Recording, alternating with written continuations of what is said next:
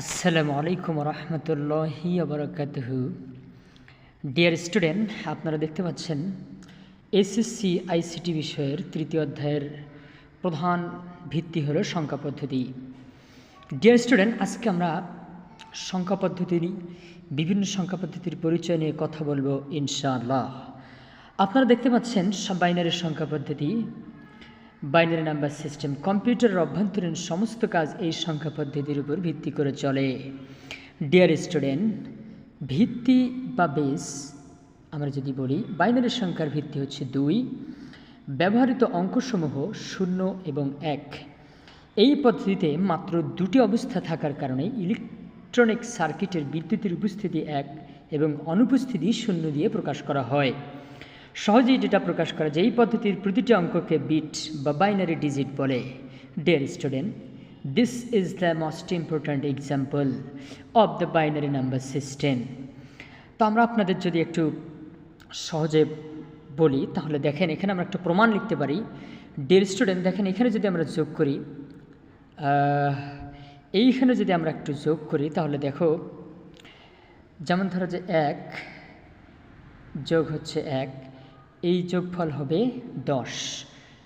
তো বাইনারি সংখ্যা পদ্ধতিতে 2টি 1 যোগ করলে, যেমন 1 যোগ 1 সমান সমান হচ্ছে 10, এবং আমরা যদি 3টি 1 যোগ করি তাহলে তার ফলাফল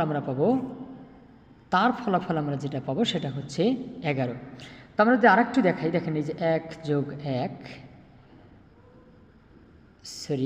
সমান সমান হচ্ছে 11।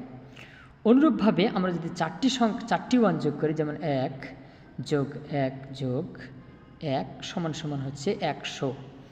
তো ডিয়ার স্টুডেন্ট, এভাবে প্রত্যেকটা বাইনারি সংখ্যা পদ্ধতিতে 2টি 1 যোগ করলে হবে 10, 3টি 1 যোগ করলে 11, 4টি 1 যোগ করলে 100। পরবর্তীতে দেখেন এখানে বলা আছে অক্টাল সংখ্যা পদ্ধতি।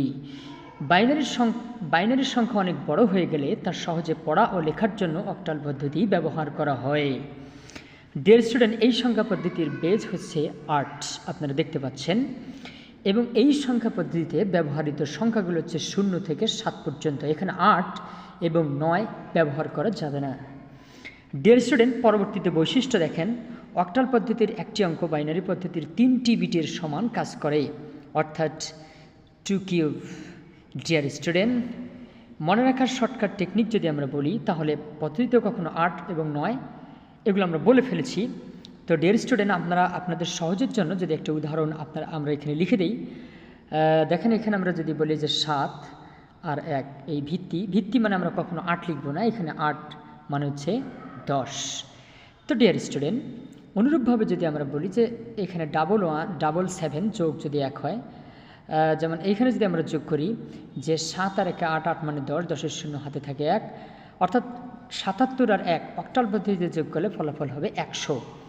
তো ডিয়ার স্টুডেন্ট, পরবর্তী সংখ্যা পদ্ধতি হচ্ছে হেক্সাডেসিমাল সংখ্যা পদ্ধতি।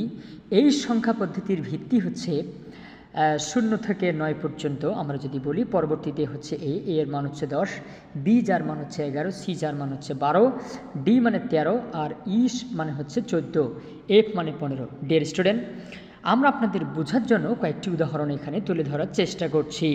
যেমন ধরেন এফ এর মান আমরা উপরে আলোচনা করেছি 15, এর ভিত্তি হচ্ছে 16, তাহলে এর ভিত্তি হচ্ছে এই যে 16, হ্যাঁ। তো এফ এর সাথে যদি আমরা 1 যোগ করি, অর্থাৎ এফ মানে যদি 15 হয়, 15 আর 1 16, এখানে আমরা 16 মানে ধরে নেব 10। তো ডিয়ার স্টুডেন্ট, আমরা চেষ্টা করেছি 3টি সংখ্যা পদ্ধতির পরিচয় তুলে ধরার জন্য সংক্ষেপে। আজকে পর্যন্তই। আসসালামু আলাইকুম ওয়া রাহমাতুল্লাহি ওয়া বারাকাতুহু।